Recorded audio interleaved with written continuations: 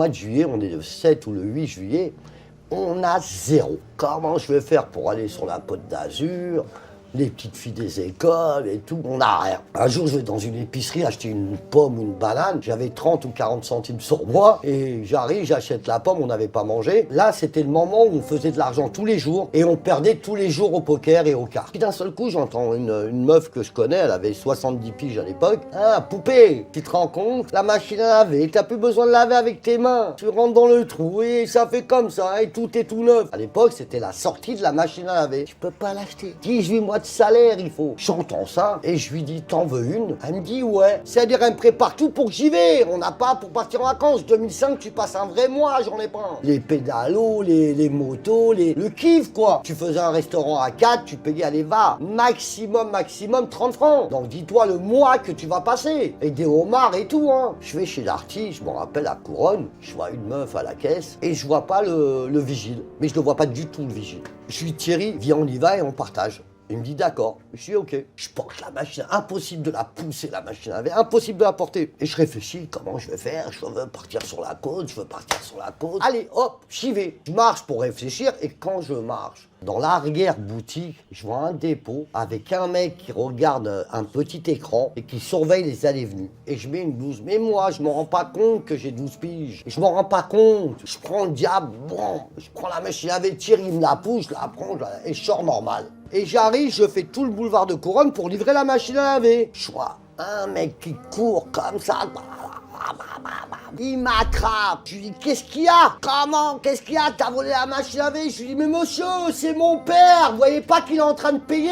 Et au bout d'une demi-heure de jactage, il me dit, mais pourquoi tu as une blouse d'arty? Et bam, il me rattrape et bam. À la fin, je cours et je lui dis, tiens, ta blouse d'arty. Mais j'ai les bouches, j'ai la machine à laver. Bon, à la fin, le mec, il va chercher un copain à lui. Je récupère la machine à laver, je la mets dans un Porsche et là, je la vends.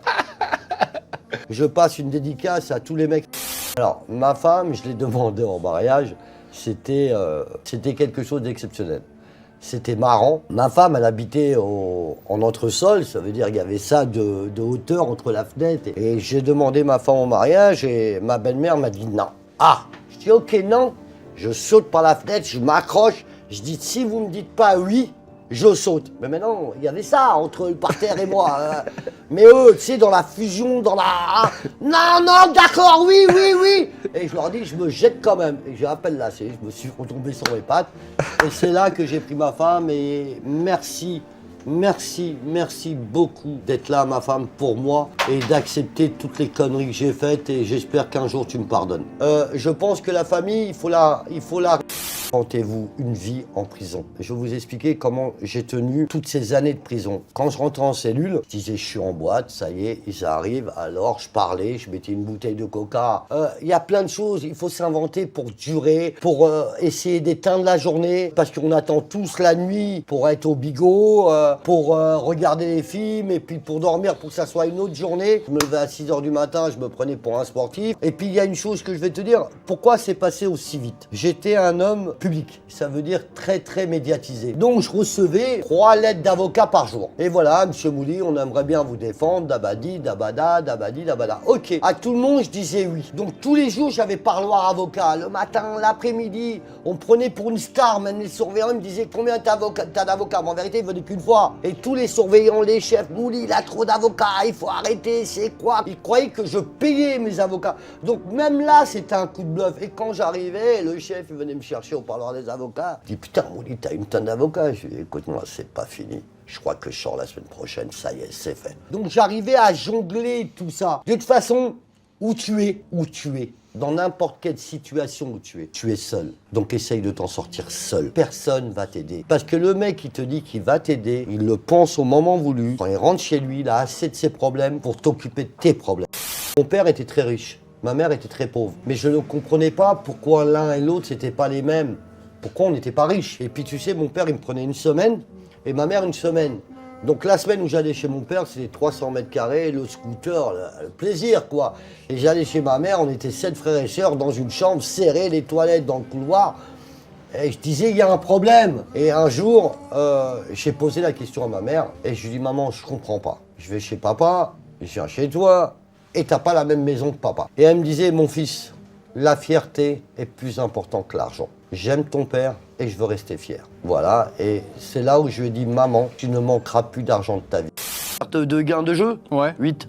8 millions. Ouais, en un soir. Ouais, ça c'est beau ça. Ouais, non, je l'ai pas vu. Ma plus belle dépense, c'est que j'ai acheté un blouson croco, Ouais. qui est pas loin d'ici, qu'on m'a pris aussi, enfin j'en ai acheté 4, 210 000. Voilà. Donc 210 000 x 4. Ouais, D'accord, ok. Et vous sortez ça en... bah c'était de carbone. Mais vous avez récupéré les blousons. Allez, on parle de la promo, on parle de Julie. Ouais, Julie Madard. Bah, tu sais, je dépense tout, donc l'argent, t'en as besoin pour dépenser. T'en as pas besoin pour mettre de côté. Il y en a beaucoup, ils sont milliardaires. À quoi ça sert? À quoi ça sert de les mettre de côté? Tu vas crever, la famille, elle va se disputer pour les prendre. Ils vont même pas penser à toi. Que là, et c'est mieux de mourir raide que riche. Donc profites-en, dépense, amuse-toi. Et c'est ça la vie, on vit qu'une fois. Il y en a qui ont 70 ans, ils croient qu'ils ont 20 ans. Je travaille pour vivre et il y en a qui vivent pour travailler. C'est pas la même. Profiter de la vie, elle est trop belle. On ne sait pas quand on va tomber. Moi, je sais qu'une chose, c'est que tous les jours, c'est une nouvelle journée. Je vous aime et je pense qu'on reprendra ça bientôt.